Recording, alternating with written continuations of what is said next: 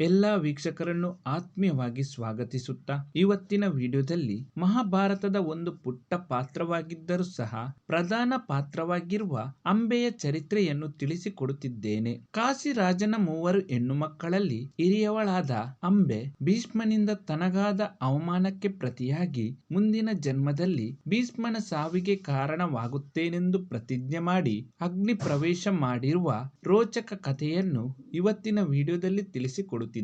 ದಯವಿಟ್ಟು ಈ ವಿಡಿಯೋಗೊಂದು ಲೈಕ್ ಮಾಡಿ. ಕುರು ವಂಶದ ಸಂತನುವಿಗೆ ಸತ್ಯವತಿಯೊಡನೆ ಮದುವೆಯಾಗಿ ಚಿತ್ರಾಂಗದ ಹಾಗೂ ವಿಚಿತ್ರವೀರ್ಯ ಎನ್ನುವಂತಹ ಪ್ರಚಂಡರಾದ ಇಬ್ಬರು ಗಂಡು ಮಕ್ಕಳ ಜನನವಾಗುತ್ತದೆ. ತಂದೆಗೆ ನೀಡಿರುವ ವಚನದಂತೆ ತಾನು ಮದುವೆಯಾಗದೆ ತಂದೆ ಸಂತನುವಿನ ಮರಣದ ನಂತರ ಚಿತ್ರಾಂಗದನಿಗೆ ಪಟ್ಟವನ್ನು ಕಟ್ಟಿ ರಾಜ್ಯಭಾರ ಮಾಡಲು ಜೊತೆಯಲ್ಲಿದ್ದು ಸಹಕಾರ ನೀಡುತ್ತಾನೆ. ಆದರೆ ಚಿತ್ರಾಂಗದ ಕೂಡ ಯುದ್ಧವೊಂದರಲ್ಲಿ ಮರಣ ಹೊಂದುತ್ತಾನೆ. ನಂತರ ವಿಚಿತ್ರ ವೀರ್ಯನಿಗೆ ರಾಜ್ಯಭಾರ ವಹಿಸುತ್ತಾನೆ. ವಿಚಿತ್ರ ವೀರ್ಯನಿಗೆ ಮದುವೆ ಮಾಡಿಸುವ ಉದ್ದೇಶದಿಂದ ಕಾಶಿ ರಾಜ್ಯಕ್ಕೆ ಹೋಗಿ ಕಾಶಿ ರಾಜನ ಜೊತೆ ಯುದ್ಧ ಮಾಡಿ ಆತನ ಮೂವರು ಹೆಣ್ಣು ಮಕ್ಕಳನ್ನು ಅಪಹರಿಸಿಕೊಂಡು ಬರುತ್ತಾನೆ. ಆದರೆ ಹಿರಿಯವಳಾದ ಅಂಬೆ ಮಾತ್ರ ತಮ್ಮನ್ನು ಗೆದ್ದು ಕರೆದುಕೊಂಡು ಬಂದಿರುವ ಭೀಷ್ಮನನ್ನೇ ಮದುವೆಯಾಗಬೇಕೆಂದು ಹಠ ಹಿಡಿಯುತ್ತಾಳೆ. ಆದರೆ ತಾನು ಮದುವೆಯಾಗುವುದಿಲ್ಲವೆಂದು ಪ್ರತಿಜ್ಞೆ ಮಾಡಿದ್ದ ಭೀಷ್ಮ ಆಕೆಯನ್ನು ಮದುವೆಯಾಗಲು ನಿರಾಕರಿಸುತ್ತಾನೆ. ಕೊನೆಗೆ ಅಂಬೆ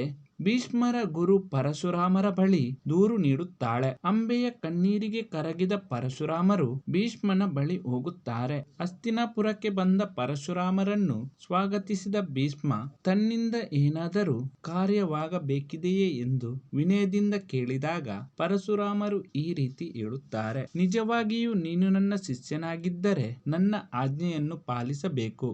ನೀನು ಅಂಬೆಯ ಜೊತೆ ಅಸಮನೆ ಏರಬೇಕು, ಇಲ್ಲದಿದ್ದಲ್ಲಿ ನನ್ನ ಜೊತೆ ಶಸ್ತ್ರಧಾರಣೆ ಮಾಡಿ ಯುದ್ಧಕ್ಕೆ ನಿಲ್ಲಬೇಕು ಎಂದಾಗ ಭೀಷ್ಮ ಈ ರೀತಿ ಹೇಳುತ್ತಾನೆ. ತನ್ನ ತಂದೆಗೆ ನೀಡಿರುವ ಪ್ರತಿಜ್ಞೆಗೆ ವಿರುದ್ಧವಾಗಿ ನಾನೆಂದು ನಡೆದುಕೊಳ್ಳಲಾರೆ ಎಂದು ಹೇಳಿ ಯುದ್ಧಕ್ಕೆ ತಯಾರಾಗುತ್ತಾನೆ. ಭೀಷ್ಮ ಹಾಗೂ ಪರಶುರಾಮರ ನಡುವೆ ನಡೆದ ಭಯಂಕರ ಕಾಳಗದಲ್ಲಿ ಪರಶುರಾಮರು ಸೋಲುತ್ತಾರೆ. ಪರಶುರಾಮರ ಸೋಲಿನಿಂದ ಅವಮಾನಗೊಂಡ ಅಂಬೆ ಮುಂದಿನ ಜನ್ಮದಲ್ಲಿ ಭೀಷ್ಮನ ಸಾವಿಗೆ ನಾನೇ ಕಾರಣವಾಗುತ್ತೇನೆಂದು ಪ್ರತಿಜ್ಞೆ ಮಾಡಿ ಅಗ್ನಿ ಪ್ರವೇಶ ಮಾಡುತ್ತಾಳೆ. ಮುಂದೆ ಕುರುಕ್ಷೇತ್ರ ಯುದ್ಧದಲ್ಲಿ ತಾನು ಮಾಡಿರುವ ಪ್ರತಿಜ್ಞೆಯಂತೆ ಅಂಬೆ ಶಿಖಂಡಿಯಾಗಿ ಭೀಷ್ಮನ ಎದುರು ಬಂದು ನಿಲ್ಲುತ್ತಾಳೆ. ಅಂಬೆಯ ಈ ರೋಚಕ ಕಥೆ ಇಷ್ಟವಾದಲ್ಲಿ ದಯವಿಟ್ಟು ಈ ವಿಡಿಯೋವನ್ನು ಲೈಕ್ ಮಾಡಿ. ಇನ್ನಷ್ಟು ಹೊಸ ಮಾಹಿತಿಗಳನ್ನು ಮುಂದಿನ ವಿಡಿಯೋಗಳಲ್ಲಿ ತಿಳಿಸಿಕೊಡುತ್ತೇನೆ. ಎಲ್ಲಾ ವೀಕ್ಷಕರಿಗೂ ಧನ್ಯವಾದಗಳು.